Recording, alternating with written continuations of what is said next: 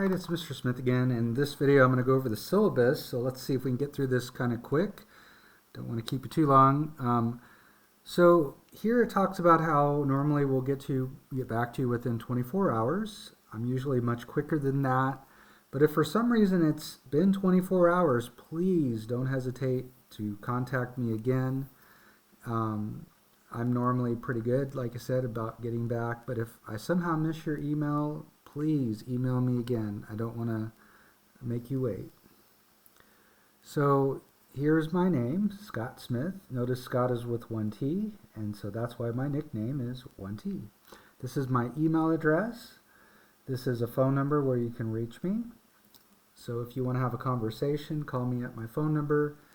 If you want to send me a message, use my email. Those are the best ways to get a hold of me. This is an online course. So virtual office hours will be by appointment. I discussed that in one of the other videos. Basically, it's just hard to find a time that's good for everybody.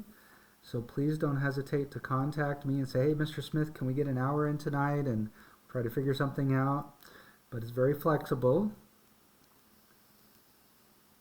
As far as course information is concerned, of course, this is college algebra.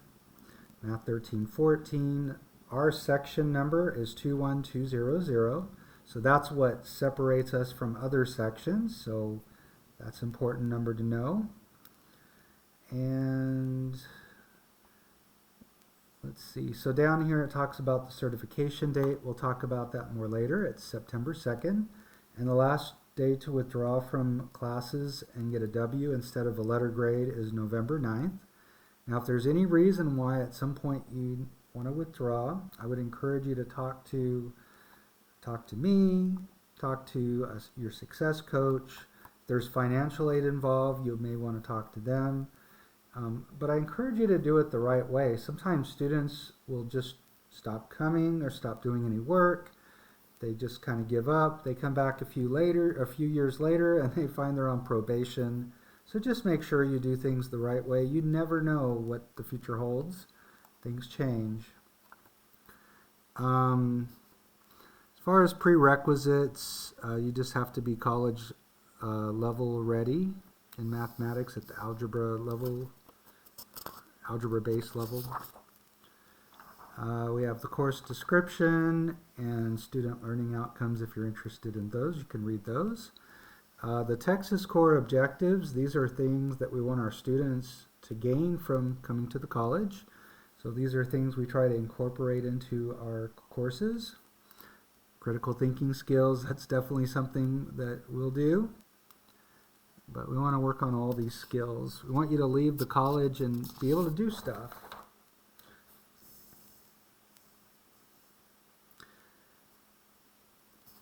Required course materials. So at Dallas College, like in a course like this, and most of your courses, if not all of them, your course materials are already paid through. It's part of your tuition. And you don't really save any money by opting out of this Include Ed program, which is what that is. It includes your materials with your course. So we strongly discourage it. If you try to pay for things on your own, it's going to make things more complicated and you're not going to save any money. So please don't do that. You'll save yourself a lot of trouble.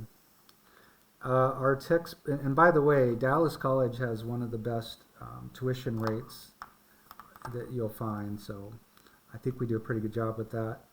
So here's the actual textbook that we're using, and so that's what you have access to online. Notice all students must have a graphing calculator, which is not included as part of Include Ed.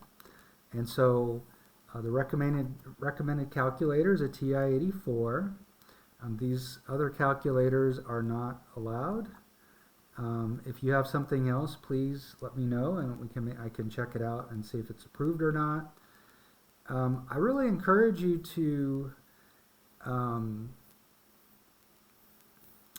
see if you're only going to use it for this course, then you may want to find a family member or a friend that has one laying around. The library used to rent them out. I don't know if they're going to be doing that this year, but you might go over there and see if they're doing that. Last year they didn't. The year before they did. But they rent them for free for the semester. But again, I don't know if they're still doing that or not. But I do want to say, if you're going to be taking, some calculus, like pre-calculus, calculus, trig, and those types of courses, you should get your own calculator. Maybe you can get a deal if you go online somewhere, get a used one. But you want to have a calculator. You want to be comfortable with it. You're going to be using it for a number of semesters. Of course, since everything's online, it's important that you have reliable internet access and a good computer for that. And let's see, it talks about MyMathLab here. It's an online textbook-based software where you'll complete assignments. So you're doing your assignments online. Students must have access to a computer with internet access. So you want to have hopefully decent Wi-Fi. If you're having issues with that, we sometimes can get students hotspots. So that is an option. To begin working in MyMathLab, you just go to the Brightspace homepage, click on the MyLab Math link, and the first time you click on one of the MathLab links, you're going to have to sign for their licensing, and then after that you'll just go right in anytime you go in. Alright, so let's talk about graded work. Looks like I'm going to have to move my camera here. It's going to probably shake a little bit. Okay, so notice your homework is 10% of your grade, quizzes are 10%, tests are 60%, and the final is 20%, so that's what makes up your grade. So it's very important to do a good job on the homework and quizzes. That's how you prepare for the tests. But notice the test and the final are what really determines the majority of your grade. So it's important that we prepare well for the test. So you'll notice we have the normal grading, system. 90 to 100 is an A, and so on. Notice at the bottom, or right below there, it says you will have the opportunity to replace the score earned on a test grade, excluding test 4, with the score earned on the final exam if you have an average score of at least 80% on all homework assignments. And so if you have a bad test, which I would encourage you to avoid if at all possible, this is your out. This is the way you can still manage to get the grade you're working for in the course. Description of graded homework or graded work. So it talks about with the homework, it's nice that you get feedback for each problem in MyMathLab. You're going to know if you did it right or wrong. If you do it wrong, you will get access to a detailed solution of the problem. Basically, it'll give you a new problem and it'll help you work through it step by step, or you can click on some of the other help buttons. But all to say, there's a lot of ways to help you learn the material. But what I find is it's still very important to write things down. And so as you're doing the homework, I highly encourage you to do your work in a notebook. It's nice, when you take a quiz and it's on 3 sections, you can kind of go back and look over your notes for those homework, for those 3 sections, and then you're ready to take your quiz. When you get to the quizzes, so they're going over 2, 3, 4 sections, and so really those are like practice for the test. If you do well on those, you know you're ready. If you're struggling with the quiz, that tells you you still have some work to do in learning the material. Notice they're 60 minutes, so they're timed, and you get 2 chances, 2 times. Finally, you have 4 tests. Each of them are worth 100 points, and normally they're over a chapter or 2. So again, we talked about the value of the test, 60%, 4 tests, so that's 15% each. So notice, since this is an online course, we want to hold you accountable for doing your test yourself and doing it right. And so we use MyMathLab with the lockdown browser and Respondus monitor. Notice a laptop or a desktop computer with a webcam is required. Every semester I have some students that have an issue with that. Alternatively, students may arrange to take each exam at one of the Dallas College academic testing centers. There's 7 of them. When I put in a request for you, it goes to all 7 colleges. I will provide a detailed announcement in Brightspace before you take test 1. So we'll do this. Really, I'll give you directions for each test. But anyway, if you're having any problems, that's something we want to work through right away and do whatever we can to make sure you can take your test. I don't want the technology to be a problem. It might even be possible for you to rent a laptop for the semester. I'm not guaranteeing that. Again, the library was doing that. I think they're still doing it. I'll try to find out and I'll let you know. Or if you're having a problem, let me know and I'll be aware. So finally, the final exam is a comprehensive 25-question test. It's 20% of your grade, and it'll be on finals week. It's that Wednesday.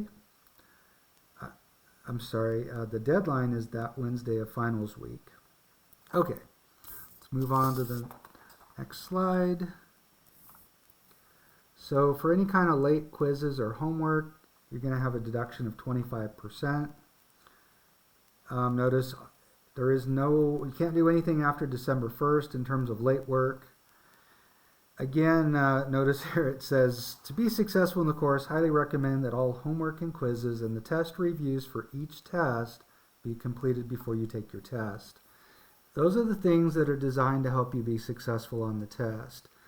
It's so important. If you want to be successful in this class, get your homework, your quizzes, and the test reviews done on time.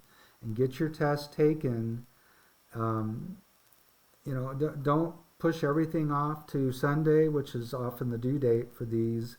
A lot of times you're going to need more than just one evening to get things done. So really highly encourage you to challenge yourself to get things done as quickly as possible through the week. Normally you can even work a little bit ahead. So if you can do that, try to do that. That can really make a difference for students. Normally you don't get to take a test if you're late. If there's some kind of special circumstances, please let me know. I'm here to help you be successful, but a deadline's a deadline, and it is expected that you'll get your test done on time. So instructor communication, I mentioned this in my introductory video. It's really important that you're communicating with me using your student email, and I'll do the same. If you have any issues with that, you can click on the school email and it tells you what your email looks like. It's basically E and then your student ID number and I forget what exactly it is, but it's the same for everybody, the same format. So make sure you know what it is and make sure you're checking it. If you have any problems, you can contact the IT people. Also, if you ever need to get a hold of me, again, you can reach me at this number and you can email me. And I normally get back pretty quickly to students. If you email me, if you put this number in, I'll know which class you're in. I'm teaching 10 classes this semester, believe it or not. So I need to know which class you're in. So let's see, what else do we have? Attendance, participation. So obviously you're not in the classroom and I'm not taking attendance like that. So here's what we do. Here's what I do. In order to be certified as participating in this course, students must complete the homework assignments 1.1 through 1.3 with an average score of 70%. Again, 80% is recommended because then you'll be able to replace your lowest test score with what you get on the final. This is due by August 31st at 11:59. For students receiving financial aid, if you're not certified as attending the course, this is likely to affect your financial aid. Keep in mind this is the minimum requirement. To be on schedule as indicated in the course schedule, you should complete your Chapter 1 assignments and an assignment 2.1 by September 3rd. So this is the minimum requirement to be certified. It's really just the first week's assignments. And so this is into the second week. Would expect you to have those done by then. If you're having a problem, you should contact me right away. but that's what's expected. Institutional policies cover a lot of things like repeating classes, dropping classes, disabilities, tutoring. So if you're not familiar with these, you should go in there and check out what's in there, be familiar with what's there. Those are the policies that we are required to follow. Of course, if we need to make any adjustments to the syllabus, depending on course needs, I will let you know about that. Last thing I want to point to is the course schedule. So notice it's very clear what's due each week. On August 27th, you've got 3 assignments. Sunday 9/3, you've got these 4 assignments here that are due.